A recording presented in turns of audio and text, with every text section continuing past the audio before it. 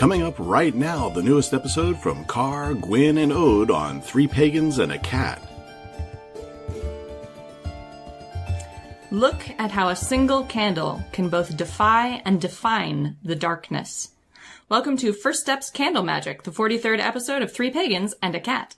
Our opening today is courtesy of Holocaust victim Anne Frank. You may call me Ode. You can call me Carr. I'm Ode's father.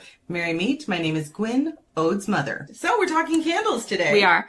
Before we do that, we have some housekeeping things to do. True. Before we do anything, I'd like to apologize to our listeners for the fact that this is coming out on Tuesday. Cara and I were both sick on Sunday. I am still kind of feeling sick, so I'm here with peppermint tea and hope and optimism. You've got Balthazar backing you up. And I've got Balthazar backing me up and probably causing trouble later. Giving you good kitty vibes. So that's why this episode came out a little late. Now we have our usual housekeeping stuff that we need to do. It's the first episode of the month, so we read the names of all of our patrons. That's right. Except for our kittens, who don't get their names read, because that's the only thing cats get, is that they get their names read. But we love you, kittens. All 12 of them. We do. We do love our 12 kittens. We love our kittens. All right. So our cats are Amber, Friar Aldridge, Cindy Bark, Gary Bearstorm, Anna Reflection, Jasmine Ray Bell, Kathleen O'Sullivan Cook, Marcella M., Megan Sokolov, Michelle Kokolek Burkett, Susan Dahan, Tani Allen, and Zacchaeus. Those are our cats. Those are our cats. Thank you, cats. We love you, cats. Our hunters are Aries, Amanda Hicks, Ashley Brock, Brandon Summit, Charles Howison, Delilah Darge, Darby Lockridge, Aaron Mao, Henry Wodenhouse, James Smith, Jessica Helmer, Jessica Jones, Joe, Kay Krimmer, Carly, Laura Loki, Lee Lynn, Leanne Stevis, Marika Mullen, Meredith Kenton, Mistina, Nadia Ratchford, Nicodemus Tibbetts, Quinn Ann, Robin Archer, Rona, Sarah Bunder, Stevie Thompson, Susan Johnson, and Squeaky. Jesus Christ, we have a lot of hunters. We have a lot of hunters, and we love you all. Our leopards are Akaneko, Elizabeth Mays, and Emily Hagelin. And we love our leopards. Our tigers are Crystal Potinen, Alora Driver, Lorelei, and Rel. We love our tigers. And our Jaguar. Justin Stanage. And a special thanks to Kristen Zacharias, who donated a mic to us. That's right. Which we haven't been able to use yet, but we have plans. We will. Yes, we have we have plans. Plans and schemes, but it'll have to wait until July. after Michigan Pagan Fest, which is coming up in June. Coming up June in 20th through the 23rd is Michigan Pagan Fest. And we are going to be there for the whole thing. We're going to be, in fact, broadcasting live on YouTube throughout the entire event. Yep. That's right. So if you haven't liked our YouTube channel, now would be the time to do it. Yep. And subscribe. Because if you can't go to Michigan Pagan Fest, here's a chance to see what goes on, to sort hear of from a bunch of the people. Get a vibe for the experience. Yep. That's right. Yep. Because we really enjoyed it when we went last year. We loved it. It was great. And we know that Akaneko is going to be there. Yes. For every day. That's right, Akaneko. So you better come and sit with us in front of the mic. Yep. So we can actually have Akaneko live on YouTube. That would be awesome. And that's in Belleville, Michigan, for anybody who's in the area. People do travel from all over the Midwest for this. That's right. Probably, I would say, between 600 and 800 people there, roughly. I don't know. It's so hard to... Maybe more. All those Could be days. more. Yeah, it's so hard to estimate. It's hard to estimate. Because not everyone's there for the whole time. Right. and Right. Some people camp. Some people are in the hotels. Right. It's hard to say. So, but it's it's just a big event. It's really well attended. Yeah, it takes place at the, I think, Wayne County Fairgrounds. That is correct. Yep. And they always have good classes and good speakers, and it's a fun experience. And their vendor tent it's enormous. Gargantuan. It's Tent isn't accurate. It's not a vendor tent. barn. It's a barn. It Yeah. is a vendor barn, and it is filled to capacity with so many cool things. Yep. They do We a spent really nice job an there. incredible amount of money in there last year. Last year, I think the defining purchase for me last year was a protection amulet that I got from Shadow Bear. Oh, Shadow Bear. Yep. That's right. That's From right. Shadow Bear, and which I still wear and use every time I'm doing any kind of reading or going into any kind of magically charged activity. Right. But lots of really cool things there, and in spite of what Carr thinks, we did not spend as much as he seems to think We did. Anyway. Now that we've done the maintenance stuff, Yep. or at least the beginning of the maintenance stuff, so we're doing another First Steps episode, which is where we talk about subjects that are sort of assumed knowledge in pagan communities, where someone will just tell you to go do something and not explain it because they assume that you know, but you're so new that no one explained it to you. And That's right. no one ever will explain it to you because exactly right, 'cause they're always everyone gonna just assume you know. assumes someone has already told you. Even so in their some of the books, it's assumed knowledge. So in their efforts not to be condescending, they just leave you confused. So First Steps is the series we're doing where we try to rectify some of that, where we try to find the subjects that are assumed knowledge and explain them. Yep. As best, to the best of our ability. Right, as best we can. This one will be very interesting for me because I know absolutely nothing about this. Yeah, so this First Steps is candle magic. It's a very commonly recommended. It's actually considered the easiest form of magic for a beginner to perform. Yep. But the thing is, I think people underestimate the power of candle magic because it does have a simplistic vibe to it. Right, but it's very versatile. But it's very versatile and can be extraordinarily powerful and successful. And I'm going to make it even more versatile later. Yes, segment. Car has plans. Oh, we cannot wait for you to hear this. Yeah, some of our segments are really good. But no spoilers. No spoilers. But you're going to enjoy Car's Feast Table this time. That's we right. certainly do. What I think is interesting about candle magic is that although it's very versatile, I do think because it's considered a beginner skill, a lot of people put it away after a time and they sort of stop using candle magic, or they just sort of fold it into like as a minor component of a larger ritual, and that's fine. It's fine to outgrow things or to find that they don't work for you anymore. But I do think a lot of people are just sort of underestimating the value of candle spells, especially if when they started, they did candle spells without really knowing what they were doing. That's true. And so they didn't have like strong or consistent results. You know, they move on to other things as they become stronger magic users, right? Stronger witches, and then never go back to candle spells to see if those are still useful now that they know more of what they're doing. That's right. And I think the thing to keep in mind, too, is that candles have been utilized in ritual and in magic of various forms. And in religion. And in religion in various cultures throughout the world for centuries. It's not, candles. The great thing about candles is that everybody's going to have at least one candle in their home. Not necessarily. Birthday candles, if nothing else. Not necessarily. You don't think so? No, I don't think everyone's going to have a candle at hand, but it's very easy to get they're candles. very easy to get. Yes, That's what the dollar store is for. Exactly. You don't have to go anywhere special or get anything fancy. You can literally go to the dollar store and get like 6 tapers for, $3 or whatever. Yeah. And take those home and do whatever you want with them. They're super, super easy to acquire. They're very accessible. And it's easy with magic to think that sort of the accessible, especially if you're in one of the more formal traditions, right? Candle magic is what a ceremonial magician might disparagingly call low magic. Yeah, that's the thing that kind of bothers me a little bit, is that there's this kind of idea that there are some types of magic that are just better than others because it's more involved or high magic, more elaborate. There's more ritual that goes to it. A candle spell is just, or can be just as powerful as any other spell that a seasoned witch or magician or, whatever you want to call yourself can do. They are just as effective, in my opinion, and they're incredibly accessible. Right. Yes. They're very accessible. They're very easy to learn. And I think they're good for training because they train you to do certain things in certain ways when you're doing magic to get a result. That's true. Well, if you stop to think about it, is that we have been doing candle magic in a soft sense with birthday candles and birthday wishes because, what do when you blow out the birthday candle on a cupcake or a cake? You have the child close their eyes, imagine their wish, blow it out, and then when the candle is blown out, that means their wish has gone out into the ether to become reality. Hello, that's the basics of magic right there. That genuinely is like a simplified sort of folk magic.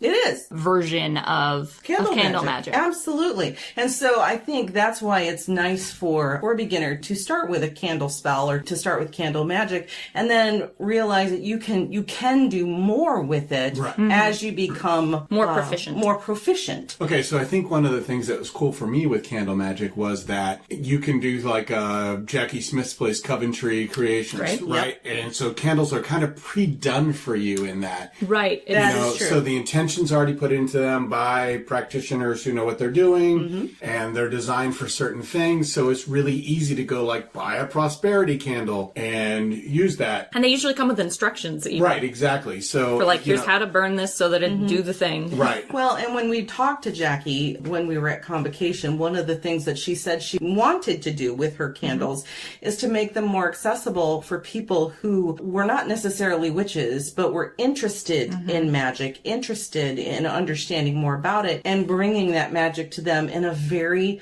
acceptable in a way that's not in a form that's not scary. Yeah, exactly. Right. A very recognizable way. And so I think that's because very successful. So burning things, right, is a very standard way to sort of release an intention. A lot of witches, especially a lot of more practiced or seasoned witches, burn things in a cauldron, right? Gwyn has one. Yep. Gwyn has a cauldron that she burns things in. It's part of her process. Yep. But that can be sort of scary and intimidating, look very and feel very witchy for someone who doesn't know, for someone who's very, very new and maybe not super comfortable with the idea of accessing magic.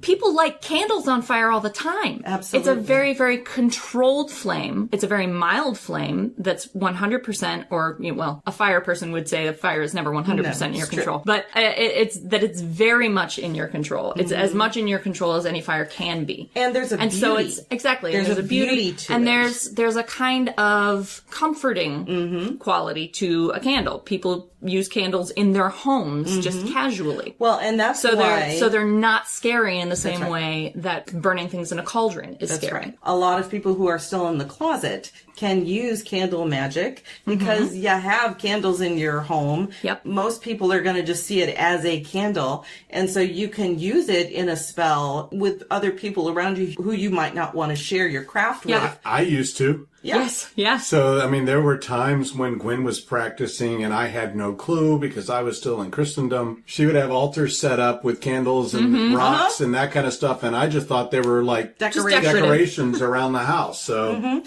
I was thought, Gwyn's flexing her home decorating muscles. That's right. Yep. That's right. The proliferation of Yankee Candle has been a boon to witches everywhere. That's right. Yeah, if you can go into a Yankee Candle. Yeah. Ooh, the smells. The smells are very strong. That's true. As you were saying, candles make it friendlier. It makes That's it a more very good word for it, yeah. accessible. It's a less frightening way to be introduced to the concept of magic and the craft. I think one of the big points I want to cover here, because we're talking about not just like, here's why you should do candle magic, but like what the process is. Right. Because the assumed knowledge is that you'll just intuitively know how to do candle magic. Oh no, I figured we'd go from the very bare basics, bare bones, and explain as much as we can. So first of all, I want to talk, I guess, about sort of the principles that candle magic teaches, right? The almost the philosophical components of candle magic, like why you do these things and why it works. Okay. And this is part of the reason I call candle magic like a good training course in how to do magic, because there are very few tools. There's usually just the candle. Right. So you're not going to get caught up in trying to like keep track of all the steps. And it's going to teach you sort of what the basics of functional magic are. Exactly. Well, one of the things, like one of the very basic things about a candle is that it incorporates the 4 elements of air, water, fire, and earth. And then you add spirit. Talk about that. Okay. Well, you have all 4 of the elements in that the components of making a candle. You have the wax, which can be earth. You have the air, a part of it will be forming it into the candle. And that's how some people interpret it. Really? I would have thought the air would be... how fire is made. Yeah, exactly. Well, true. That's true. And you require the oxygen. You require the oxygen, and to blow it out. Also, you've got the flame, because you require the flame for fire. What's the water? Well, you have to have certain elements to create the wax. Oh, in the process. So in water the process. and... I gotcha. Water and air just and earth. in the candle creation process, exactly. not in the candle use process. Exactly. That's what I'm talking about. Okay. A candle itself has those qualities of air, earth and water just in the making of the candle. Right. And then you add the fire by lighting it. Right. And then when you add your intention, you are imbuing it with your spirit. Okay. So it encompasses that part of it. If elements are a thing that you care about. If you are practicing. They're super not for me. And so I've got nothing to contribute on this. I know. So I'm talking from the perspective of a witch, though. So the elements are very important as a part of my practice. So having one object that does already, represent the 4 elements is incredibly helpful for someone who's beginning in the craft. Okay. You mentioned, and this is the thing I really want to focus on, intent. So candle spells in particular are super, super good for training people to focus and release intentions. Because, first of all, candle flames flicker a little bit most of the time, under most conditions, and that can actually, if you focus on it, induce a very mild trance state. You obviously, a beginner, you don't want to get them in too deep a trance anyway. Right. But a lot of people have a hard time figuring out how to enter a trance state, so telling them to focus on the candle flame will allow them to sort of naturally enter a very mild trance, which will help them That's focus. how I learned. Yes, which will help them focus their intention. Telling them to focus on a single intention in as much detail as possible teaches them to do basic visualizing. And then teaching them to hold that image while the candle burns down teaches them the kind of control and the ability to maintain a visualization over long periods of time that you'll need for more extensive visualization and journeying work later. And then holding that intention and releasing it when the candle has finished burning down teaches you the process of releasing the need for that magic from yourself, from your spirit, from your body, however you experience it, and letting it go into the universe with the smoke. Right. Letting it go out and start being active. Right. Now, and those are all like necessary components of basic spellcraft. That's true. Those are the exact things that candle magic teaches you. Yes, that is very true. Although I don't know that you're going to have someone who, like, for the entirety of a candle burning, unless you blow it out during the spell that you're casting to release the energy. I do not sit for 2 hours in front of my little spell candle. Oh, I do. While it burns. I do. I 100% do. That's why it's good to choose small candles. Right. Birthday candles are good for that too. Yeah. No, because holding and focusing that intention is part of the process for me. But for me, I don't, and I never have. I mean, I spend time focusing on that intention in meditation, especially when I was a beginner. I would spend probably a good 45 minutes meditating and focusing on that intention on the candle. But then I would let it do its job. And I would, in my estimation, when it burned down, when it went out, the spell was released. The only time that, I have not done that is if I release it myself by blowing the candle out, or not even blowing. I've been taught, you don't blow the candle out, you snuff it, there are different schools pinch it, different things. But I think those are just different approaches, but they're both valid approaches. But the idea, though, is solid in that you spend the time meditating on that candle, learning how to visualize, seeing your intention, pushing your intention into the candle, pushing your intention into the candle, and seeing your intention become reality. Or, seeing your intention activate. Yes. And then waiting for it to become reality. Yes. That's true. But I think also, like for me, part of the process is imagining Sure, that's the visualizing process. You visualize what your intended result is, but you don't see it become reality until later. That's true. You don't experience the reality of it until later. You don't experience the reality. You live in expectation of the reality. And I think that's an important part, at least for me, for spellcraft, is that expectation. When I finish a spell, I am living then with that expectation that it will be accomplished, however long that takes. Right. Because some spells take longer to be accomplished than others. And sometimes they just fumble. That does happen. One of the other things that I think candle spells are really good for teaching newbies, for lack of a better word, is sympathetic correspondences. Yes. Because most candle magic, one of the basic components is going to be the color of the candle. Right. And that's a way to sort of learn early correspondences, sort of internalize those, and then you can branch out from them when you're more comfortable working. And I think, especially for a beginner, I think it's good to start with your basic white candle. Or black. Black is excellent. And then as you are moving and growing and learning, you start adding in those correspondences. I disagree. I like using using different correspondences even for people who are very new, because they'll let you start getting a feel for the different energies of those correspondences. That's true. I think that's true too if you purchase a candle from somebody who does candles. From like a pre-made candle.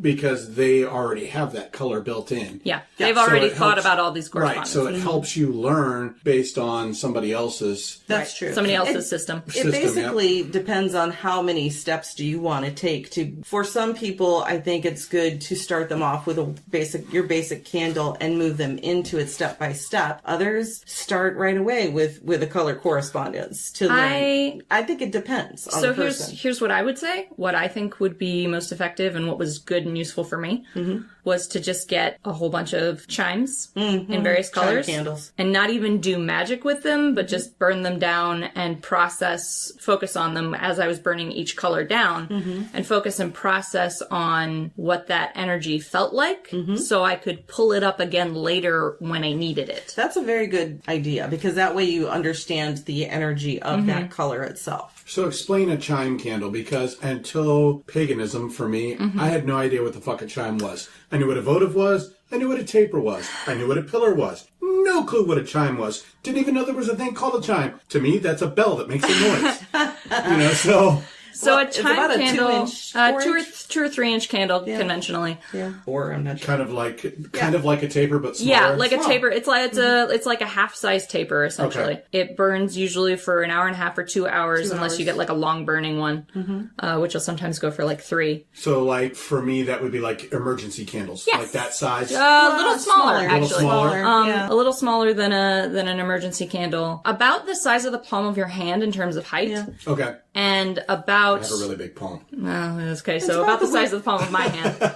In height. Pinky, maybe? Yeah, about as wide around as a finger. Yeah. Okay, so a little bit bigger than a birthday candle. Yep. Yeah, it's bigger than... Somewhere significantly between... smaller than a taper. Yeah. Yeah, Okay. significantly and smaller than an emergency candle. Right. Yeah. This is how I first heard of chime candles, and I could be wrong, but when I was growing up, they had these, it was a chime, it was a little contraption made of brass that was, it looked like a little carousel, and you would put these candles right. on there, and the heat would make the carousel spin. And it was called a chime. So I don't know if that's where the origin for chime candles came from. I just know that I call them spell candles now because they're almost exclusively a lot of people do actually for spell candles. Okay, the reason why they are called chime candles is because this is the size used in Scandinavian Yule chimes. The heat makes them and that's a little I big turn. gotcha. So it was a chime. I just didn't know it was Scandinavian. Yep. But they were real popular when I was a kid. I got several for Christmas from little friends, I've never heard of these. We should see if we can find some. They're very common. You'll find them in any metaphysical or witchcraft the candles, or store. Right, store. yeah. The candles. The spell candles. The chime candles. Chime candles, yeah. And they tend to be super cheap. Yeah. You can usually get them anywhere between 79 cents and $1, depending on where you're you're at, going to, and how much they're charging. But, and they come in a myriad of colors. They come in all the different lights and darks and... So here's something interesting that it might be useful to know about chime candles and tapers, I know for sure. You'll find gold and silver versions of these, in addition to a whole bunch of other colors. The colored ones will usually be that color all the way through. The gold and silver ones are actually white candles that are coated in a thin layer of gold and silver wax. It's because the gold and silver wax is super expensive, so no one wants to make like a full taper with them. Right. Gotcha. You can sometimes find a candle that's gold or silver all the way through, but it's very uncommon. And I will say because of the fact, because a lot of people use them to represent the god or the goddess in their rituals. They're good for money stuff. Yeah, they're very good for money. Or for solar and lunar.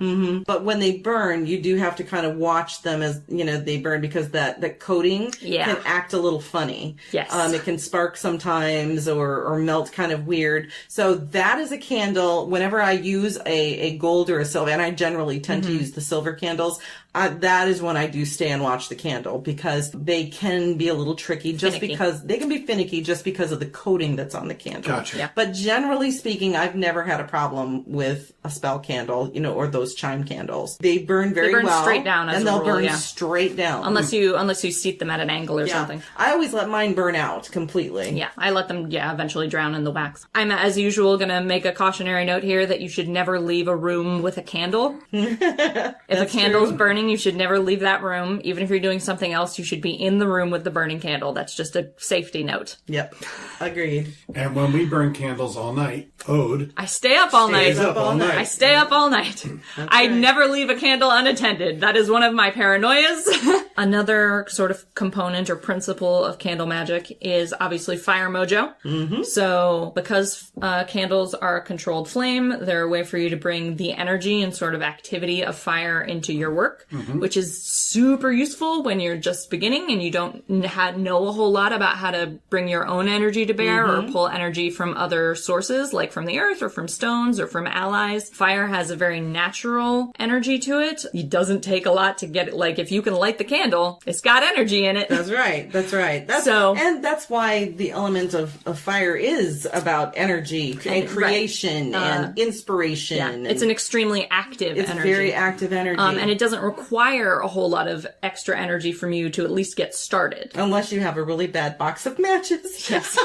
So that's another reason I think that candle spells are recommended for beginners, because they bring energy to the spell automatically. Without you even having to really put in a whole lot of effort. Like, obviously, your intention needs to guide the spell, and any energy you can add to that effort improves its chances of success. But there's a natural energy in a candle in a way that's more difficult to access in other forms. And ultimately, when you get used to doing a candle spell, you get a groove of how your candle spells are going to go.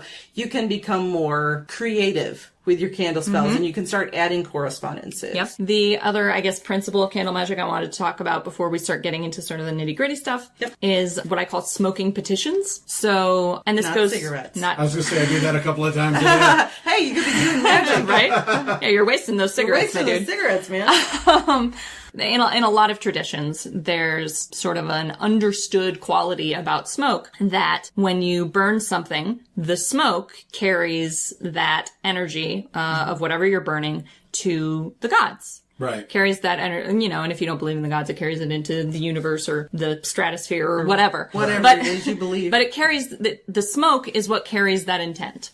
So like burnt offerings, the burned thing was no longer useful to you. So it was a sacrifice in that sense. It was made sacred by the burning. And then the energy of that offering, the spiritual equivalent of it, was carried through the smoke to the gods it was being offered to. Right. So when you do a candle spell, especially if you burn something as part of that candle spell, which some people do, but even if you don't, once the candle burns out, even if it drowns in the wax, there's going to be a small amount of smoke.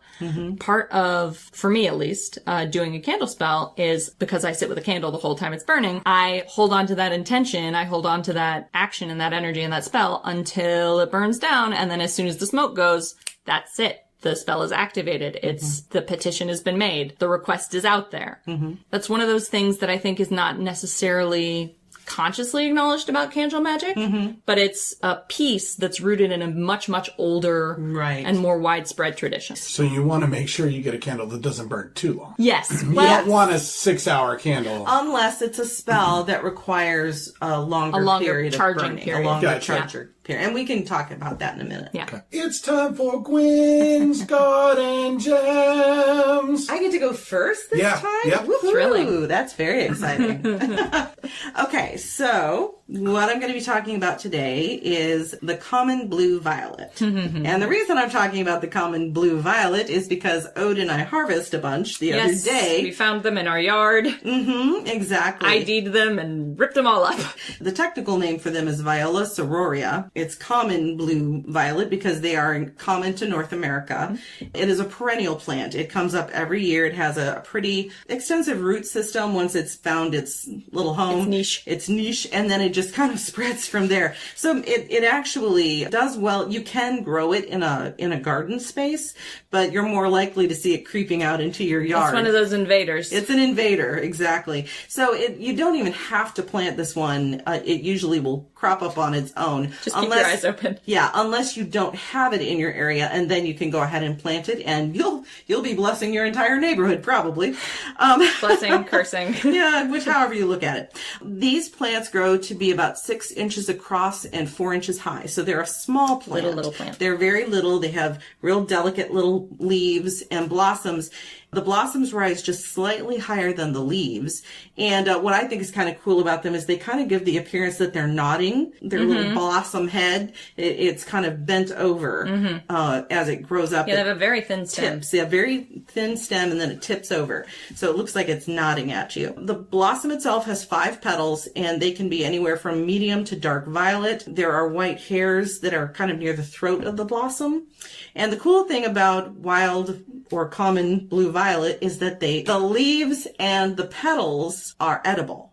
You can put them in salads. You can candy the flowers and put them as garnishes on cupcakes and cakes. A lot of people like to use them. Eat them. Or just eat them. We've mentioned this before, magical flower eating. I'm a fan. That's right. Because my understanding is that they have kind of a sweet flavor to them. They don't necessarily have a strong flavor, but there's a sweetness to them. And they also don't really have a strong scent. There's not a scent. Just sort of gently floral. Yeah, they're just gently floral.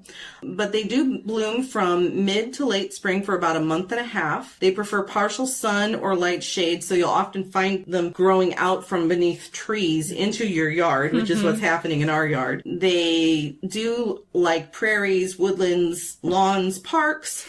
Anywhere. Pretty much anywhere. Well, any place that has like ground cover, but not like super shrubby and brushy. Exactly. You know? You can also add them with chamomile or lavender to make tea. Can include violet in a tea. And then magically, they actually do have some magical properties. They're affiliated with the planet Venus. They are associated with nymphs in the Odyssey. They are also associated with death and rebirth through Attis. I've heard that, yeah. And then they can be used in love spells, carried as an amulet to increase your luck in love. Combine them again with lavender to boost their effect. So if you're going to use them in magic, you might want to pair them up with some lavender for that extra power boost, because they can also be used for protection, for wishes, for peace, and for healing. So it's a very versatile little plant. Again, the stem is not edible. Right. The roots, there's some, I guess growers say that the roots are edible, but most people say it's really just the leaves when they first come up, the tender new leaves. Right. And the blossoms. Okay. So then focus on eating the flowers. Right. And eat the pretty parts. Eat the pretty parts. And do make sure you are picking common blue violet, wild violet. They're different from African violet. African violets are not edible. They would be poisonous. And they look very different. They look very different. But, you just want to make sure that you are wildcrafting a very specific violet. And they are very easy to spot. And once you see them, it's like just a little blue veil all over your yard. You notice one flower and then suddenly you realize they're everywhere. And they're beautiful. It really kind of perks up a yard. So that's it for Gwyn's Garden Gems. Wow, you are really hitting the high notes this time, buddy. Well, I have a little bit of a going on still, so it's easier to sing high than to sing low. Okay, I think you wanted to cover color correspondences? Yes. Okay. Because as you were mentioning, it's a good way, candle magic is a good way to learn about the energy of the different colors, the correspondence, what you can use the different colors for. Right. Now, having said that, and we've talked about correspondences before, there are many, many, many different things for correspondences. Your mileage not only may vary, it will vary. Because you'll get one book that says this red means this, and another book that said red means that, And then your personal feeling for red may be completely different from both of those, which is why I say feel out the candles. And I would agree with that. I would say first things first. Go with your gut feeling when you are doing a candle spell and you're picking a candle to use and you want to use a color correspondence. Go with what feels right to you, not necessarily what it says it should be in the book. Yep. Okay. But I'm looking at my own grimoire, and these are the things that I've put down for various the colors. Things you've come to associate. Yeah, the things I've come to associate. So you've got red, which is kind of like your fire engine standard red. So that would be love, passion, courage, strength, power, heart, good health. But then there's also dark red, which would be like a ruby, more of a ruby or a crimson even, I guess. And so that would be anything having to do with the world or your community. Interesting. Because I'm not going to go through all of them. I have a whole bunch of colors listed, but I just wanted to list a few. I'm going to hit up white and black because they're the most common ones, I think. White for me is associated with clarity, protection, peace, truth, and binding. Okay. And then black absorbs negative energy. It's for banishing, and it can heal serious illness. Interesting. So that's what black is for you. Is for me. Also, black can also just be a standard spell candle because black kind of encompasses all the colors. If you don't have what you're looking for, right? Depending on if you're using additive or subtractive colors, black and white can both be all the things. Right. So if you don't have the color that you want, but you do have a black candle, it can stand in for the intention that you have. And conventionally so can a white candle. Yep. So for like quartz, where you talk about quartz can be just kind of whatever intention you put into it. Yes, very tunable. Yeah. So then a white or black candle could also be very tunable in the same kind of way. Yeah, exactly. I don't know if it's tunable in the same way because with the quartz crystal is tunable in the sense that you can like manipulate the energy directly, whereas candles, aside from the natural correspondences you have with the colors and the energy of the fire, I find candles don't actually have a lot of natural energy for you to manipulate. You put energy into them. It's more of a neutral space. Yeah, exactly. They're very neutral. That's a good way to describe it. The only like active energy in a candle is the flame, in my experience. Interesting. They can be very, very neutral, which is why you can then add to that candle by dressing it, not in ranch dressing or in little suits, but although that would be really very cute, and I'm. I see a future project. Candles and suits. Candles and suits.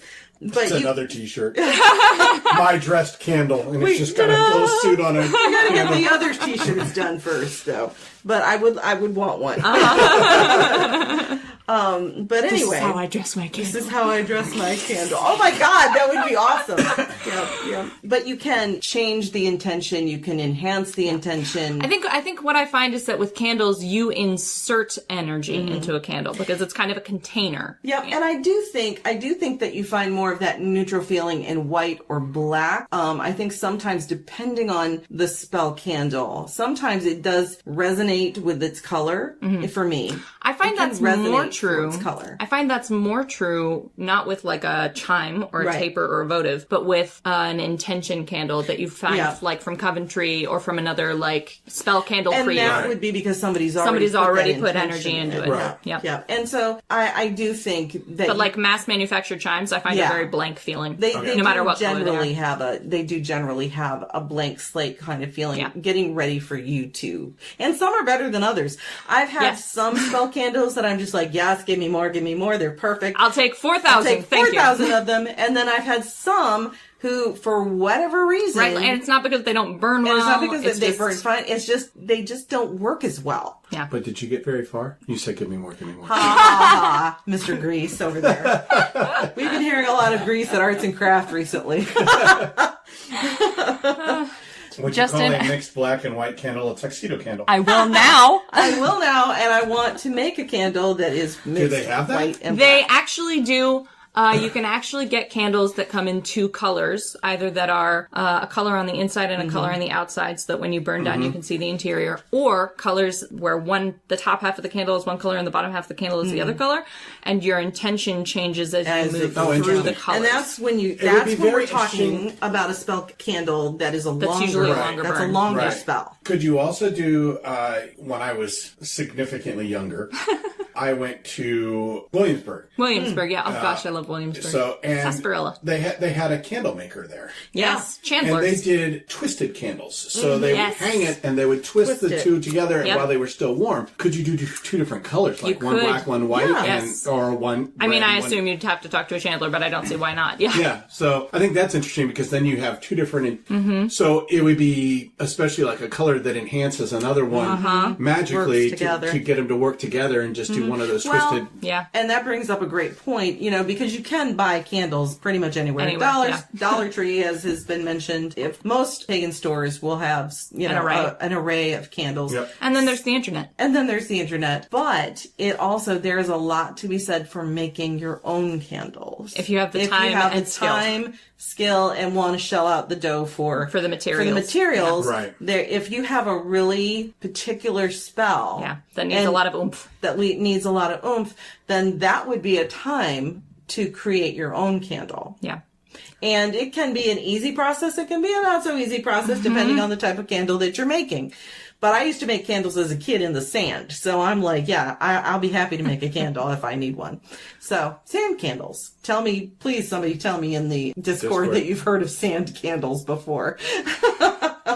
All I can think of is candles in the sand. Well, that's candles in the sand. That's basically what it is. But, no, when I was a kid, my little friends and I, the little flame monsters that we were. Yes, you were dangerous. Yes, we were. We would go out and we were threats to society and nature. And the stupid thing is, we would do this in a forest. We had there was this little... Smokey the Bear was very disappointed in you. Very disappointed in us. But we had this place that we would go in the forest, but it was a bear patch. With the little trees around it? Yeah, with the trees around it. In the backyard? No. This was over in my neighbor's yard. Oh, okay. So this is completely... Different grove. Different grove. But it was a grove. And so we would dig holes, because we had in Michigan, especially in that area where I grew up, the ground is very sandy. Mm-hmm. So we would dig holes, and then somebody would start a little fire. And because you were menaces to society at 10 and 11 and 12 years old. And we'd bring our crayons and our leftover candles. And somebody always had a little pot, or sometimes we used cans, like leftover cans that moms threw away. And we would melt the wax, and then we would pour the wax into a hole in the ground, and then stick a little wick in there. And then once it was done, once it was cool, we'd dig it up and brush the sand off, and lo and behold, we had candles. Every time I hear stories about your youth or Car's youth, I realize what a good child I was, and how much y'all lucked out. Let me just say, though, I never made candles in the sand, but I did light my mother's perfume on fire on the stove often. That's true. Yeah, that's true. I was a very good child. So I was also a Girl Scout, so I knew how to make a fire without it being... You say that, but no, you didn't. We were lucky. But yeah, that was one of the things that we would do. Anyway, you can make a candle. Yeah. As is being mentioned in the Discord right now, you can get kits to make candles and Exactly. Yeah, I just wanted to bring up bulkapothecary.com. Yes. Oh God, there's such candle making supplies out the wazoo. They're a great supply, and they have good prices. Yes. Yep. Very good prices. So they have candle color blocks, so you can get all the chime colors you want. I guess it's 99 cents a block. So I mean, it's very, very reasonable prices. But the point is, you can make your own candles. There are obviously places where you can get what you need. Mm-hmm. So, but if you don't want to go to the trouble and you just don't have the time, right, you can buy candles pretty much anywhere. So now I think it's time for us probably to start getting into dressing candles, because we've mentioned it a couple of times now, and it's one of those things that I think is most obscure about this whole process. Okay. So, can I do a commercial? Yes. Oh yeah, do a commercial I can? first. Are you sure? You may. A commercial now from our Tiger Lorelei. For the Georgia-based shop Otherworld Creations, featuring jewelry, devotional art, and decorative items fashioned from animal remains. Lorelei believes that these remains have their own energy and spirit, the same way that plants and stones do, and that these can be tapped into and worked with. Most of the remains used in Otherworld Creations are found already dead, and some are traded from hunters who would otherwise discard these remnants. You can follow Otherworld Creations at Instagram at otherworld_creationsco. You can find them on Facebook, or you can contact them at otherworldcreationsco@gmail.com for inquiries or commissions. That was good. It was. That was a very smooth delivery. Yes. And it was in radio voice, even though you're not feeling very well. Yeah, I'm impressed. I know. That's why I had to psych myself up for it. Yeah. Yes. Well, I got thumbs up from Lorelei. Yes. That's right. Lorelei High quality approves. commercial. Which, and by the way, can I say we're very happy to have Lorelei back, because she's been recuperating. Yep. So we're very glad to have you back, Lorelei. Yep. And making cool stuff again. That's right. That's right. Making cool animal stuff. Animal stuff. Okay, so we were going to talk about dressing a candle. A lot of, like, I have it listed under charging a candle. So you can, one of the ways you can charge your candle is by dressing it. Right. So I guess the first thing is that dressing is optional. Mm-hmm. So it's like a nature resort? Yes. You can have a nude candle and no one will judge you. And no one will judge you for it. Who knew? Candles don't have modesty. So right. Nude candles are fine. That's right. Now, if you are uncomfortable having a nude candle in your house, you can dress it, and here's how. You can dress it. Okay, so one of the ways that you can dress a candle is and this is talking about like a candle that you get at a dollar store that's like... Right.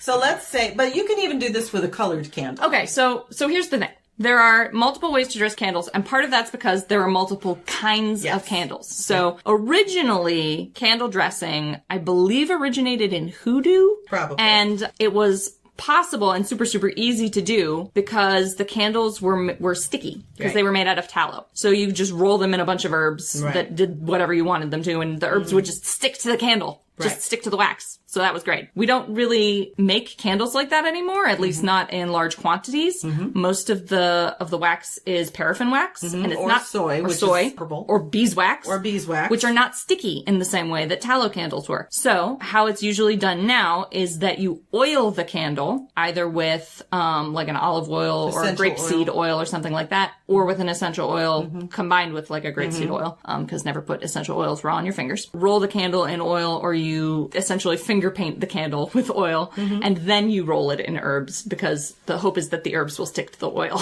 You don't always have to put herbs on your to dress your candle. No, but that's the conventional, dressing for a candle is herbs that have correspondences related to your purpose. Now, when I dress a candle, sometimes I put, yes, I'm seeing some of these comments. Sky-clad candles after dark. Play Candle Magazine. Oh my God. Free the candle! Cara's over here trying not to laugh. So. Oh my God. I'm just glad that I'm not the only one who thinks these things. That's all I gotta say. Oh my God. And Justin was just saying that they've made tallow at the events that he does. Yeah, that's Civil War reenactment. You just don't see them like mass produced in the same way. They're not standard. But like, for instance, I do not always use an herb with my candles. If I'm dressing them, I usually use an essential oil or a combination of essential oils that correspond with the color and the intention of the spell that I'm casting. And then, as Ode mentioned, I always put a carrier on my hands and then a couple of drops of the oils that I'm using on my hands. And then what I do is I take the spell candle and I start from the bottom and I work my way up, doing almost like a rolling motion while I'm imagining and envisioning and visualizing the intention for the candle. And then I'll do the same thing going back down. And then I'll hold it in my hands with the oils and visualize the intention. Okay. And that is how I charge a candle. And there are so many different there's dressing methods. Ways. There are so many different ways There are to some do it. Traditions that will tell you have to start in the middle of the candle and swipe down and then swipe up with your oil and then do that all the way around the candle. There are some that say you have to start at the bottom and move your way up. And always move from the bottom up. And some that say start from the top down. Always top down. It really does depend on, one, if you are in a tradition where they teach you a specific way to do it. Do it that way. Do it the way your tradition teaches you. That's why traditions exist. But as a solitary, this is the method that I developed for myself. Yep. Now, if I do want to use a salt or if I do want to use an herb or something like that, I'll do that exact same thing that I just discussed. And charge the candle, and then I'll have those herbs in a dish. Yeah. And I'll either sprinkle the herbs onto the candle, or I will roll the herbs onto the candle. Now, the thing about using herbs on a candle, though, is that you definitely do have to watch your candle because the herbs might catch fire. Yes. So that's why I don't often use the herbs on my candles. I prefer to buy a candle that's already has the herbs infused in the candle. within the candle. You can sometimes find that, although you're still going to run into the same problem where they sometimes catch on on fire. Although I will say that, like, for instance, we were going to talk about Magnolia Rains, right, who does wonderful candles. Hers are rolled, at least the ones that we received. So rolled, I don't think expresses it clearly. Right. The candle is, I think, partially created, like partially poured, and then it's rolled in the herbs while it's still hot and malleable. And then I believe another layer of wax is poured on top. So the herbs are essentially infused into the candle. And they burn wonderfully, and they're really wonderful candles. Another thing you can do... But that's like an advanced technique. That is an advanced technique for somebody who knows what the fuck they're doing. And Magnolia Rains knows what the fuck she's doing. But another thing that you can do, because, you know, you can get beeswax sheets. Yes. And this is something that can be very helpful if you really want, if you have a very specific intention, you definitely want to use specific herbs and specific oils. You know exactly what you want. You know exactly what you want. You can take and you're not willing to compromise. And you're not willing to compromise. You can take the sheets come in different colors. So you can get whatever sheet color you want of this beeswax. Well, personally, I just like raw I beeswax. like raw beeswax. Yeah, I like to go this just straight raw. And then what you would do is you would dress the inside of that beeswax sheet with your oil, and with your herb. Exactly. And then you would put the herbs on it, sprinkle them on there, and then you roll the sheet up. With a wick, obviously. Obviously, the wick has got to be there. Otherwise, you just have a sheet of wax. Just rolled sheet, yeah. But no, you put a wick inside, and then you roll up the sheet of beeswax. And you've got a beautiful spell candle. Yep. That's custom. It's custom. Full of all your stuff. And it's got exactly what you want in it. Yep. So that's definitely another way you can do it. So doing research, because that's what I do. That's what you do. That's what you do. There's a thing called candle lacquer, which is basically a wax that you can, it comes in a jar, tub, whatever, up to like 5 gallons worth of it. Wow. And you put it on, but it stays in a semi-permeable form while it's in the container. Okay. And then you have a certain amount of time to work with it before it hardens. Oh, okay. That's neat. But it melts just like wax, so you can do the outside of a candle Okay. with that on it, and then... That's true. There's one other thing that people do that's not like always referred to as dressing, but it's essentially the same thing as dressing. Fair. Where people will carve things into a candle. Yes, that is a very important So too. sometimes people will carve sigils or runes. The name of someone, if you spell. Initials sometimes, because a whole name can be hard to fit on a candle. Yeah, usually initials, especially those little bitty. Those little chimes. You're just sitting there trying to carve in another line. Dang it, I started too large and I only got half the name on there. So usually people do initials if they're going to put a name on there. Right. But that can be useful for, especially if you need to do like a tag lock. Yeah, and have a very directed spell. Like if you're doing a healing spell on somebody, or if you're doing a curse on somebody, you want to be able to inscribe that person's name and maybe some sigils or something on the candle. And when you're using those bitty spell candles, that can be real tricky. I do see a lot of people using runes. I think they're not always people who even necessarily know what the runes mean. Yeah. But a lot of people use runes, I think, because runes are naturally relatively easy to carve. Right. Because they're mostly hard lines. And hard lines are mostly what you're going to be able to carve into a candle. I recommend using like a needle. You can use a needle. You can use a safety pin. I've had a lot of people be like, you should be using your athame, but no, that's so hard to do. But what I actually have, it is a clay shape. Yes, a clay tool. A clay tool that has a very fine point that I use exclusively now for carving into my candles. Which I think you inherited from me, from back when I actually did clay things. Nope. No, it was actually my own. Oh, okay. Yeah, I used to do some work in clay. That was one of you my. That's one of the only tools that survived, I think. You can actually get those little like clay sculpting tools, super cheap, real cheap, at like Michael's. Yeah, and they'll cut through candle wax, no problem. Absolutely, it was one of the best things I ever did. Yeah, was getting that, because I tried a paring knife. Yeah, and these kind of tools are really designed for doing this kind of detail work. Which an athame generally is not. Yeah. They're usually much larger, and you're gonna more likely chop off your finger, hurt yourself. Yeah. So get something and then dedicate it toward just to doing this purpose. I just thought of a great thing to do. Qua. So Paul's now making those metal wands. Yes. and they have super sharp points on them. Ultra sharp points. Almost needle-like. Yes. And so that might be a good thing to That do might a be candle. interesting, Yeah. Especially if you get one, because he's making some that have like a wooden handle. Yeah. And then a relatively shorter iron point. Yeah. It's So extremely Paul, sharp. And like I know that in like certain, like I brought up the safety pin because I know with certain like hoodoo traditions and some other things, various sharp objects are used depending on the type of spell you're doing. So it depends. If you are practicing hoodoo, obviously you're gonna follow. If you're really that. cursing a bitch, go get a rusty nail. That's right. Go follow what you're meant to be doing. So, do some research, right. Obviously, know what the fuck you're doing. Don't get tetanus. It's time for reviews. That's fair. That's fair. Okay. Speaking of talking about Speaking of candles. So what we're reviewing today is the Magical Fire Assistant candles from the Sealed Bast, which is the store owned and operated Akaneko. by Akaneko. That's right. One of our longtime patrons and friends. That's right. And we actually received these candles at our hand fasting, which we had last weekend. Yep. Yeah, Car and Gwyn got hand fasted for Beltane, and I was present. That's right. Yes. You were one of the maidens. Yeah, You were I one of was the I assistants. was participating in the ritual. Yeah. Yep.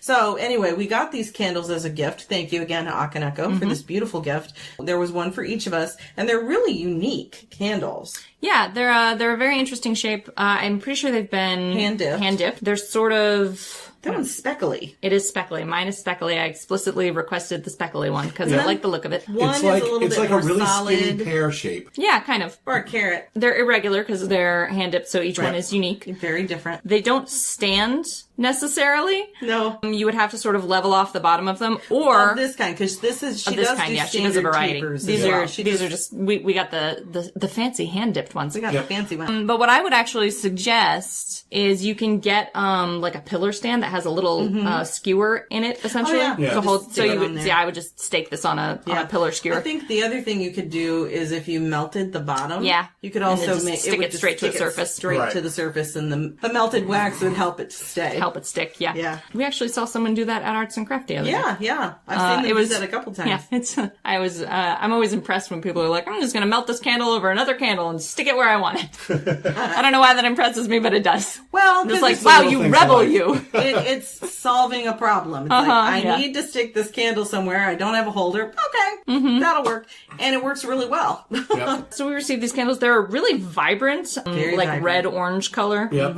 And they're also circled in a thread, which you are meant to cut to Yeah. release the energy. Oh, interesting. Yeah, so they have a red and white thread wrapped around them three times and then knotted, and you cut that thread to release the energy. As you light it. Yeah, as you light it, and they are Or before you light it, I suppose. right. It's hard to do both. Hard to do both. And they are for burning away obstacles and leaving a fertile foundation for new growth. Yeah. And they have a kind of a scent that I'm not sure I can describe. Well, I think it was Yeah, described on the so the little information sheet says it has pumice, lupine oil, and jack pine essential oil. None of which I'm familiar with. I don't know any of these scents, so I can't ID if what I'm smelling is the wax or if I'm smelling the essential oils. But it's a very, very mild mild. Yeah. scent, and it's actually sort of pleasant. So what did you think of the candles? 'Cause I I've like talked the about them at candles. length. I like them. I think they're beautiful. I think they're each unique. Yeah, each one is And- different. The one the one I explicitly claimed as soon as I saw them was the speckly one. But there's like a stripy one and a Right. feathery and one. Akaneko totally knew you'd want the speckle. Oh, Yeah. yeah, absolutely. And it makes a wonderful gift, to be honest with you. And it's it's about the It's same about the length same of length as a spell chime candle. Yeah, Yeah. yeah. It's just significantly thicker. Yeah. But it is about the same length as a chime candle. And so it's a lovely hand created Yep. with intention gift. Yep. Unfortunately, at this point, the Etsy store for Akaneko for this candle is, brand is on vacation right now. Right, it's on hiatus. They're on hiatus. But it is www.etsy.com/shop/the sealed bast. And I'll put- BAST. And I'll take a picture and put the information up. And so that way, just kind of keep an eye on the Etsy store, and hopefully eventually we'll get some candles up there for people to get, because I love these. I think what Akaneko does is beautiful. She's shown us beautiful work. Other of her work before. She's very creative. I'd also like to say thank you to two of our patrons, Akaneko and Justin, who came out to the hand fasting. We were so pleased to have you guys there. Yes, it meant a lot. Much. Yep. It was very cool. It was very cool. So that's it for reviews. You know, Excellent. for being ill, you are really in good voice tonight. Maybe I should be sick more often. I don't recommend it. No, I don't recommend it. All right, so now we're going to talk about different types of candles, because there's more than you may have even realized, as evidenced by Car not knowing what a chime was. So there are tea lights. Those are those little candles that are metal base, usually. Yeah, they're Or plastic. or plastic, or sometimes sometimes they're not even That's in a true. container. Sometimes you'll find them loose. They're little flat discs. Yeah, little flat discs, about maybe half an inch tall. Unless you get a 6-hour burning one, Right, and then in which they're case probably they're a little taller. Maybe 2 inches. Yeah. Then there are votives, which are, I always struggle with how to describe a votive. I always want to describe them as like V-shaped, but they're not really. They're not really. They're kind of... They're a little wider at the top than they are at the bottom. Yeah. Conventionally. Although sometimes you can find one that's just flat, straight they'll down. burn a little longer. They'll burn for about 4 to 3 or 5 4 hours. hours. Yeah, depending. It's 2 to 3 tea lights stacked on top of each other, Basically. Basically. But it's got kind of a tapered shape to it. Most of the time. And unlike a tea light, like, you know, especially if the tea light comes in its own little, like, metal dish, you definitely want some kind of a holder for your votive, because it will melt. You'll want... Into a puddle. Into a puddle, yeah. You'll want a candle holder for everything except a tea light that comes in a metal dish, basically. And you can get a dish you can get votive a holder. votive They have glass holder. votive. They have, Yeah. But you know what? A lot of the times, I just use a regular saucer for mine. It works just as well. Sort of the next candle up is the chime, which we've talked about. I think the next candle up from that basically is a taper, not counting an emergency candle. Yeah, you got your middle, which is the emergency standard. But you're not going to find that in as many colors and things. Well, actually, that's not true, because Pat and Paul do that's true. sell They do. that standard, which I think they call emergency household style. candles. Yeah, they call them household candles, and they come in a variety of colors. Yeah. But I don't think all stores sell them. So Pat and Paul's, Arts and Craft is a little unusual. Yeah, and that you can get that it's household unusual size. to find that size, but they'll burn for probably 5 or 6 hours. Yeah, probably. And then a taper is the very tall candle that you're probably familiar with. Skinny dinner table candles. Yeah. And those will burn for 7 or 8. Well, it depending depends. on the quality of the taper. It depends. The only the problem though that you'll get especially with a taper, unless they're dripless. Yeah, as you get those long runlets they wax. melt, and you get the long running. Now it can look really cool. It looks very goth. Very goth, very cool. But that is something to consider. Then the next one up, I think, is pillars. Yes, like a standard and then you've got disconnected pillar. You've got different sizes. Yes, of pillars. Pillars come in a range of sizes. I'm not even going to try to describe the sizes that pillars come in. They're just bigger than tapers. You got small, medium, and large. Exactly. They tend they're wide candles. Yeah, they're as kind a of rule. squat. They're squat usually, unless they're very tall. Unless they're very tall. Sometimes you can get a very tall pillar. I kind of have tall pillars on the altar right now. The range of sizes for pillars is incomprehensibly large. There's so many different So kinds. just anything bigger than a taper, essentially, is probably a pillar. Probably. And those, the biggest problem you're going to run into is they get hollowed out if you if you don't burn them very carefully. So the way to burn a pillar candle is that you must burn it until the wax melts all the way to the edge of the candle. If you blow it out before then, or if the candle is improperly made, the wax will evaporate in the center but not burn out to the edges, and you will end up with a hollow wax shell in a wick that is like 6 inches and then down. You have to chop off the top of it. It's a mess. It'll drown the wick. It'll drown the wick, or it'll create a little rivulet out the side, and then you got a mess.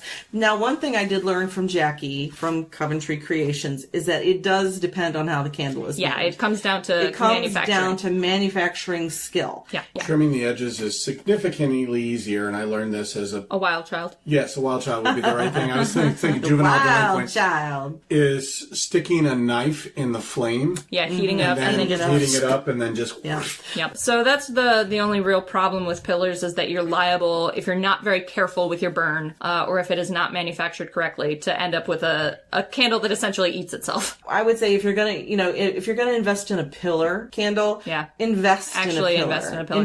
Because it's gonna burn for significantly longer than all of these other candles. Exactly. The only time I've not had that problem, I've gotten some of the best glass pillars. Those are pillars that are in a glass casing already. And again, you'll find these in a variety of sizes. Mm-hmm. Yankee Candle, you'll probably be most familiar with, is the kind that comes with a lid. Right. And it's like a big squat jar full of wax. But so what Gwyn's talking about is essentially like a 6 or 7 inch tall glass tube with a candle in it. And the thing with those glass containers, those have their own problems, Yes. The glass sometimes, overheats and shatters. Thermal shock is a problem. And you do have to make sure that you have some kind of a candle lighter, like one of those. Yeah, because you're not going to be able to get a match in there. Once it gets to a certain level, you can't use a lighted candle. No, I mean, it's a mess. So lighting those can be an ordeal. It does have its disadvantage. But one of the major uses for, especially one of those very tall glass candles, is what's called a 7-day candle. Exactly. So a 7-day candle is, sometimes they actually come in 7 colors, like layers of color. And they're very common in hoodoo again, where the point... And Santeria. The point of them is to burn them for a specific period of time over the course of 7 days. Yep. And that's when you're talking about an extended... Yeah, an extended candle spell. You got to be committed to remembering to light that candle every day and to focus on your intention every day. And so and to not let it burn down too fast. Yeah, and to not let it... If you're only burning it for an hour a day, don't burn it for 6 hours today. Exactly. Make sure you're paying attention and that it's burning as it's meant to for the spell. And then the only other kind of candle I wanted to talk about are shaped candles. Yes. So shaped candles, again, you see used more in voodoo, Santeria, those kind of traditions, but they come in a couple of sort of semi-standard shapes. So you'll have the couple, you have a man and a woman, you have an entwined couple. Delicto. Right. Speaking of nude candles. Yeah.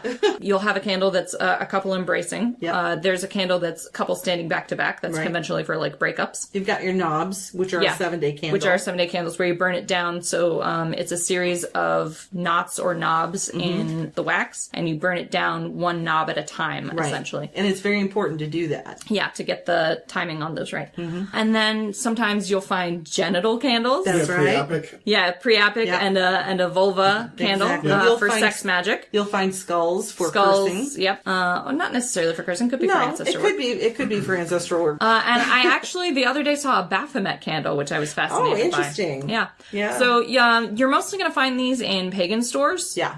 And these on are the specialty. internet. Yeah, they're specialty. And they're pretty much intended explicitly for pagan purposes. Yep. So you won't always find them like pre-dressed. I very rarely see like a dressed or an intention created candle. You just find them sort of shaped. Yeah, you find them shaped, and then you create the intention and do all of and the it can even be hard to find them in multiple colors. So sometimes you just have to work with what you get. Yeah, exactly. In terms of a shaped candle. Sometimes you'll have more luck finding the specific thing you want online. Yeah, exactly. That is very true. Justin asks, could you use the shaped candles sold in tourist candle shops for correspondences? Sure. Absolutely. Yeah. If there's a shape that works for you for something you're doing, that's absolutely going to work. Yep. All that matters is that it is a correspondence to you. Yeah, exactly. Yep. So if you go to a regular store and you find a shaped candle for, I think, who is it? Lorelei has a cat-shaped candle. You can use a candle for anything, whatever shape it is, if it corresponds to what your intention is. Right.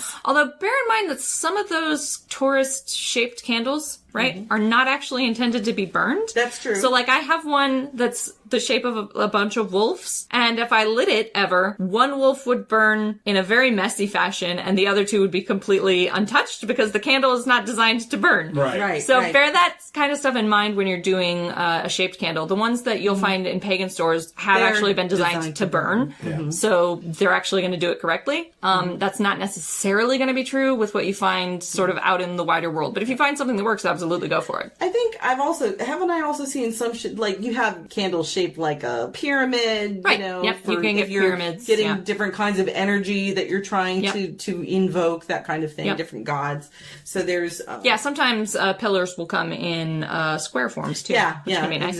exactly. So you've got lots of options. Lots of opportunities. Lots of opportunities. So the one thing, I'm going to give you the only knowledge I have about candles. Okay. You ready for this? I'm ready. So candles, the amount of illumination they put out was originally called a candela. Yes, I did know that. Okay, which is how we came up with foot candles of light. Right. Which then became lumens. Right. Which is what we rate Right, light because at now. because time used to be measured in how many candle marks it took you to go through a period. Right. So a current candle that you would buy today, made of normal paraffin, is 13 lumens, or 1 candela. Okay. Okay. It is about 32 times less light than a 60-watt bulb. That's all I know about candles.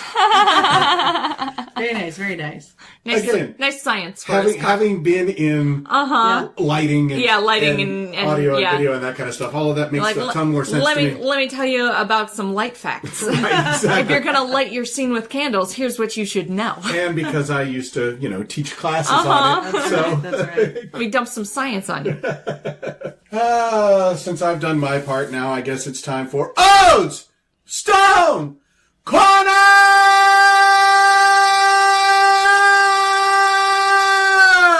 So what you talking about today, Ode? Today I'm talking about Desert Rose. Woohoo! So, Desert Rose is a selenite gypsum baryite combination. So selenite is gypsum, and selenite is also baryite, and Desert Rose is gypsum and baryite and selenite. Mineral classifications are stupid. Okay.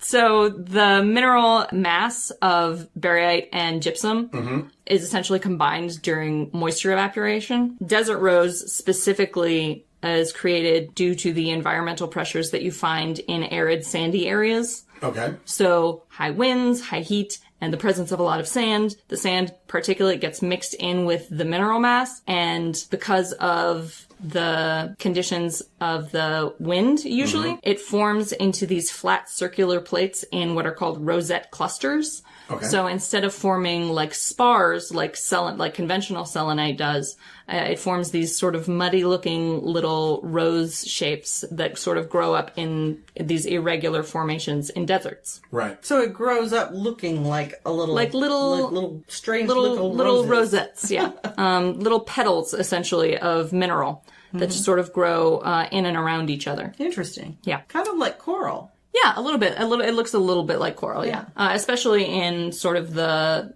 untouched formations that you'll occasionally find. It can come in brown, tan, cream, or white in color. The white is actually sort of the natural color of the gypsum baryite. Selenite is colorless, but Desert Rose is opaque, so it presents as white. And then as it gets sand particulate mixed into it, and as the presence of iron increases in the area, it gets sort of muddier and browner and orangier looking, so rustier. So you can find Desert Rose in that whole range. And then it has a very sort of chalky quality to it because selenite, particularly Desert Rose selenite, is a 1.5 on the Mohs scale, which is very, very soft. Right. So, like, if you see a selection of Desert Rose at, like, a gemstone auction or at, like, a pagan store, sort of all mixed together, if you dig through them, you'll often find that there's just sort of a thin layer of what looks like chalk dust at the bottom of the container.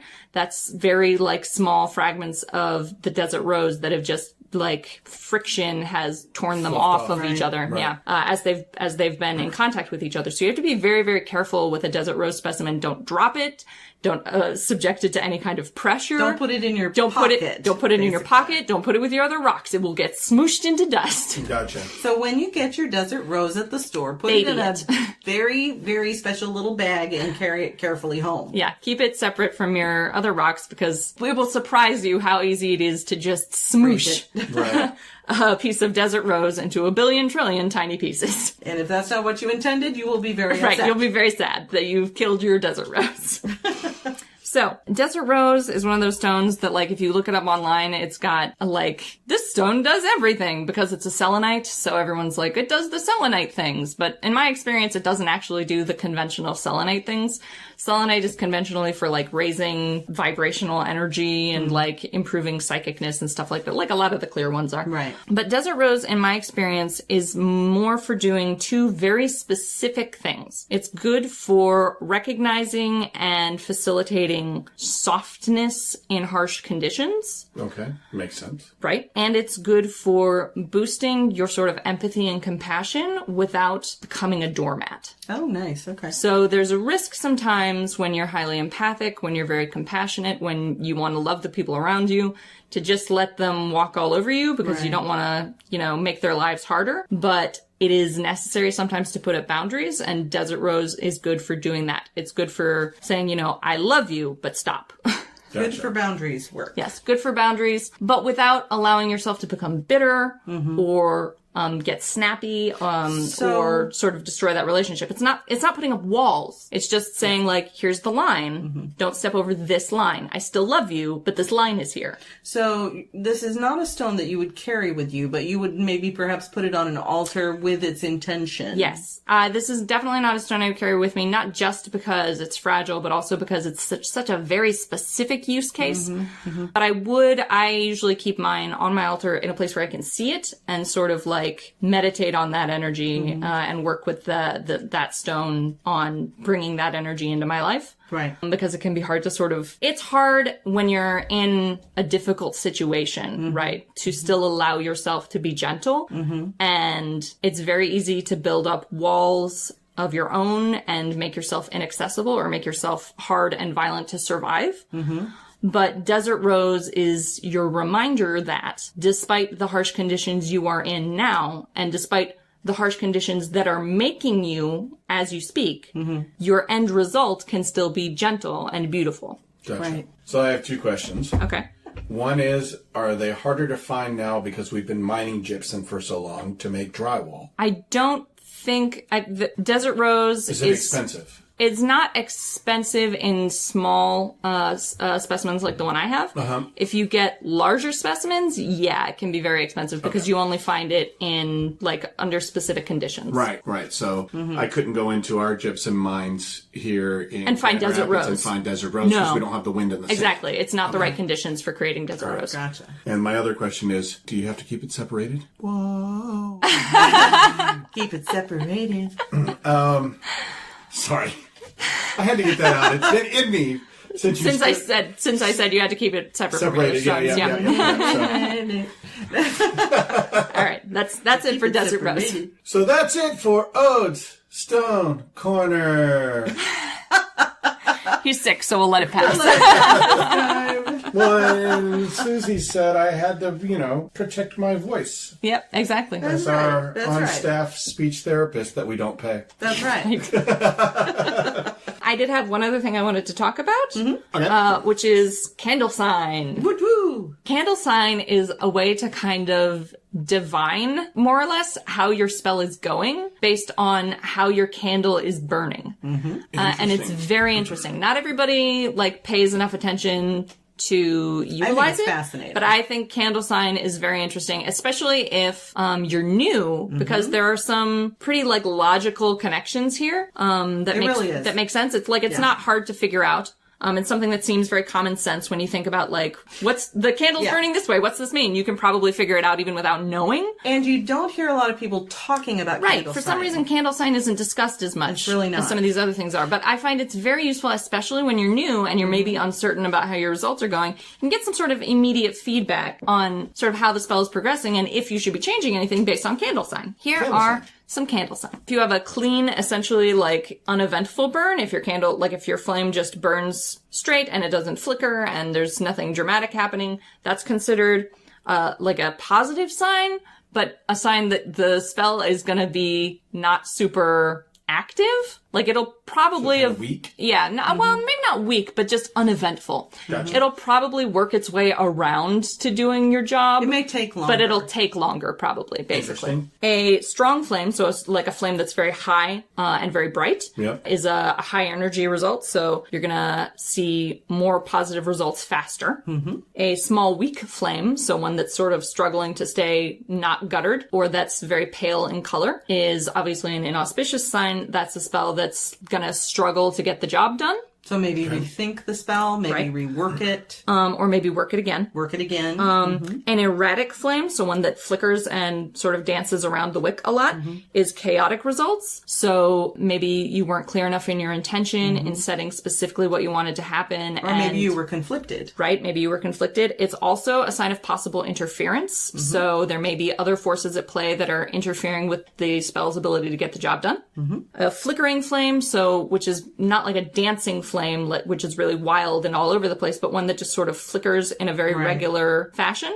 What I call a pingback or a response. And it usually indicates that, especially if you're making a petition to a specific spirit or god, or like your spell refers to a specific person, it's an indication that like you hit the target. Okay. A popping or sputtering flame can be either a response or pushback. So there are some schools of thought that a popping or a sputtering or like a loud flame, candle flame essentially, could be your ancestors or your spirit guides or whoever's involved in this process trying to tell you something. So you should like focus in on like scrying essentially that maybe flame. do some divination. Do some divination, see if you can figure out what the message is. But it can also indicate a stronger interference than like a dancing flame. Right. So this is one where you definitely have to do some divination and sort of see what specifically is going on, because it could go either way. And could be positive, could be negative. How should you respond? Exactly. What should you do about it? If the flame dies before the candle has run its course, you have hit strong interference, essentially like a wall to the spell's success, and you should let it go. You should rework the spell entirely. It's not going to work as is. Right. Because for some reason, it's just... Yeah, it hit a wall. It hit a wall. And if it... My personal opinion would be like, if you do a candle spell and it dies twice, don't do that spell again. Right, exactly. It's not... The result is not intended. Exactly. If you have a spell candle that you're having a hard time extinguishing, so if you only wanted to burn it for a specific time but you can't get it to go out, that's a sign that your spell's not done working its course yet, and you should keep working on it and keep going and let it burn a little longer. And if you have a candle that won't light at all, it's a sign that your spell is essentially useless. It's not going to work, so it's just not going to get going. And so it's time to rework it. Yeah, refine, revise, rework. So I do have a question. So candles, flames burn in two different colors, basically. Yep. You get yellow and blue. Yep. Blue is the hotter. Sometimes the blue flame will be higher than the yellow, and sometimes the blue flame is smaller than the yellow. So does that have any correlation in that? Like how big the hotter part of the flame is? So my personal correspondence for this is that a blue flame indicates like the direct action or participation or energy or attention of a spirit or god that I'm working with. Okay. So a blue flame means like not only are they paying attention, but they're like actively participating in the work. And the more blue there is, the more energy work they're contributing. Okay, cool. We should probably do... Oh, yeah, that's true. It is time for Cars, Feast, Table. Cars, Feast, Table. That still makes me laugh. So here is my entry into the making candle magic. Yes, this is so exciting. This is very exciting. We've been looking forward to this. So basically, you need to take 2 sticks of butter and you need to put them in a pan and melt them down until they become what is called brown butter. Which I had never heard of. You've melted them for a very long time at a medium heat. You don't want to be at a high heat. You want to be at a medium heat. And the butter's actually going to turn brown. And then what you're going to do is you're going to take that and you're going to pour it through some cheesecloth or coffee filters. They kind of work interchangeably. And that's going to separate out the solids from the liquid. Because there are some solids in butter. You brown it. Yep. And so those solids will stay up above. If any of it escapes through, feel free to just kind of spoon that off. And what you come up with then is what is known as ghee. In this case, brown ghee. That's Ghee. And then you're going to take that and while you're making it, while you're putting it in the pot and boiling it, you're going to add herbs to it. Rosemary, garlic, lavender, whatever you need. Salt. Yes, salt that you think will taste good, right? Or that you need for your magical Right, for your magical work. Yep. As long as it's edible. This is an Edible correspondence. correspondence. So once you've made this butter, you're going to pour that. So 2 sticks of butter will make 3 votive size candles. So you need to have some empty votive holders. Right. So yes, people, you're making butter candles. So you're going to pour this into this thing, and then you will have already purchased wicks, and you can buy wicks that are made with ghee. So they're buttered wicks. It's still cotton on the inside, but the outside, the burning part of it is actually ghee. And you put those in there. Then what you do is you have a dinner party and you invite people over for dinner and you light these candles around the table, right? Right. So you wait for the butter solidifies essentially Right, once you pour it into the votive. Hardens, right? And yes, Lorelei, we're talking edible candles. Isn't that awesome? So then you light these, you let them melt down, and then when you bring out the last course, you say, okay, now pick up your candle and pour it over top of your meal. Obviously, you take you blow out the wick and you take the wick out. And you pour your candle over your meal to taste. That's right. And we were talking about there's so many things. This would be wonderful family magic, kitchen work, kitchen witch magic. Desperately want to do this for the next silent supper. Silent supper. I mean, silent supper should be done in candlelight anyway. That's right. So there are so many things you can do with this magically. And we were talking about you could do it for a dessert type of thing. If you want to do a sweetening spell, you could do it, make this candle that has cinnamon, lavender, sugar, nutmeg, sugar, and then pour it over baked apples or baked pears or apple pie even, And I just think it's a wonderful, wonderful way to incorporate candle magic into your cooking. Not only do you do the candle magic process of put your intention into this candle and then light it on fire and then wait, but then you consume that magic. Yep, exactly. As well as the people that you are intending to affect with your magic. It's good shit. I'm very into it.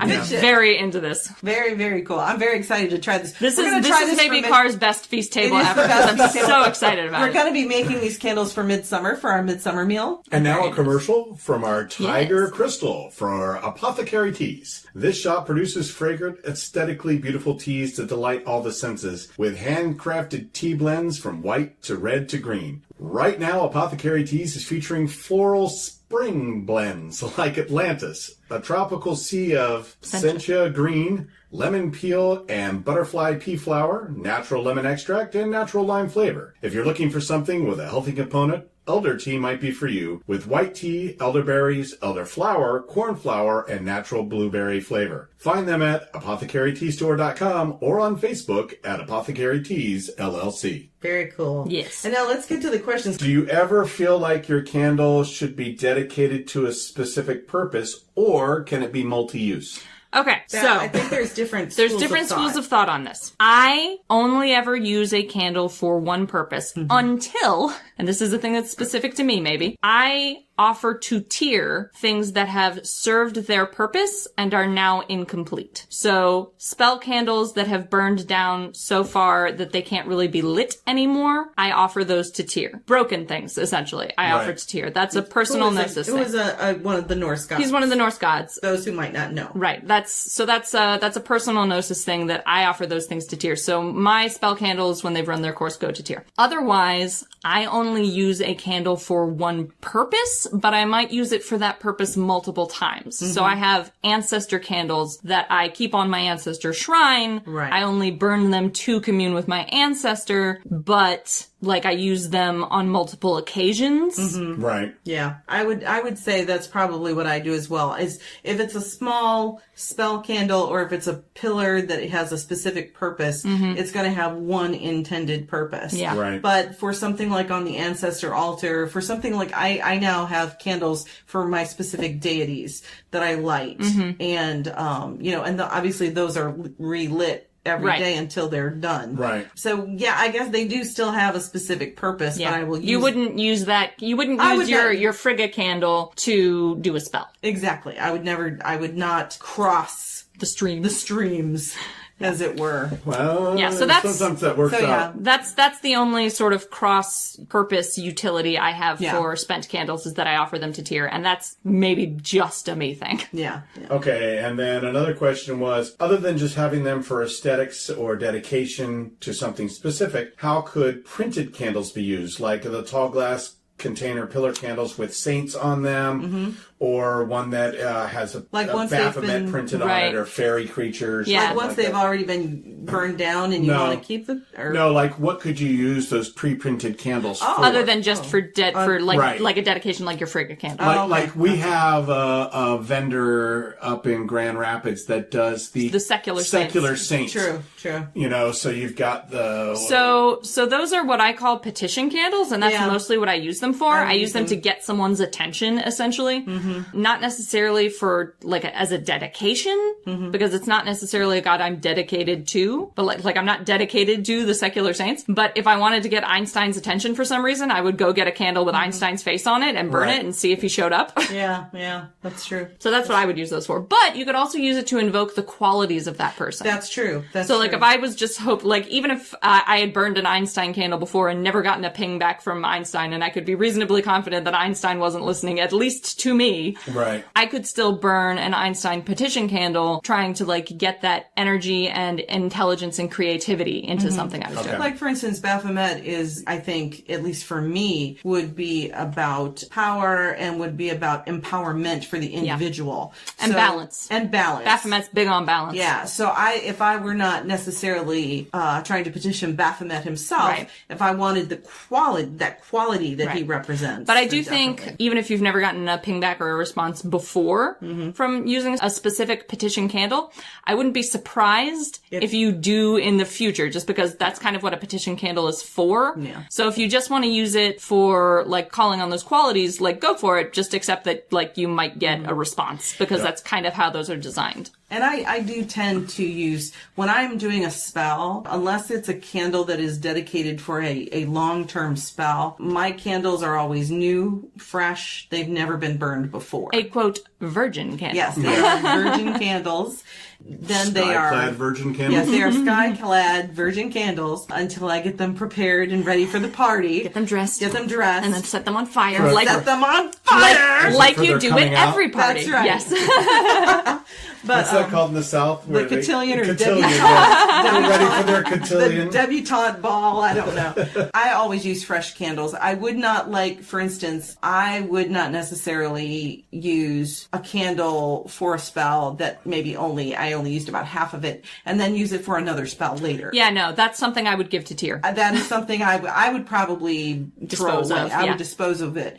But, for instance, like, I do have silver candles that I use for the moon when I do esbats, when I do moon rituals. And I have one, I will reuse that if I'm doing... Because it always means moon. Because it always means the moon. Okay, all right. It always means the moon, so I'll reuse that for that. What we just don't need, according to Lorelei, is a virgin lit black flame candle. Ain't that the truth? Oh, but why? Don't you want to meet the Sanderson sisters? No. No, they suck the lives out of little children. All right, do we have any more questions? No, that's it for questions. Okay. Although apparently everybody's down on making butter candles. Yeah, well, right? Hell yeah. Because, shit, it's such a good idea. Because they will eat their magic forever. Isn't that amazing? Exactly. So, I'm always into eating your magic. We talked about this earlier. I'm into eating flower magic. I'm into eating candle magic. Eat all your magic. Well, it's like consume your magic. I do a lot of magic in the kitchen. I'm not necessarily a kitchen witch, but I use a lot of magic when I'm cooking. Yeah. Right. And so this just is like... This is natural to you. Perfect. This is very natural. This is perfect. I love it. Okay. So the good news is, like, you can put your flowers in the butter candles. Yes. And, right. So I would love to put an edible flower in the base of the votive thing before you pour the butter on. Yep. I'm very into that. We're gonna have so much fun with this. The original one I saw was actually they put it was lemon peel. Lemon peel in the bottom of it, and then when you put the wick in, you kind of have to stir it around a little bit so that the lemon disperses some. But it's so cool. I'm very into this as a concept. So okay, I think we're done. And then And if you want to find out more about us, go to www.pagansandacat.com, and all of our stuff is listed there. Flinked. But coming soon, Yep. there will be a Three Pagans and a Cat channel on Patheos. Oh yeah, that's right. coming. That's coming very That's soon. right. We're Yep. being moved out of the Agora channel. They kicked us out, and they're giving us our own channel instead. Yep. So so they can stop seeing us in their main channel. So that's coming soon. Thank you very much, Jason Mankey, Yes. for making all of that Yeah. happen. Absolutely. And that's it for us. Yep. Yeah, I right. think that's it. Yep. All right. Cool. You've been listening to Three Pagans and a Cat. Find out more information at www.threepagansandacat.com.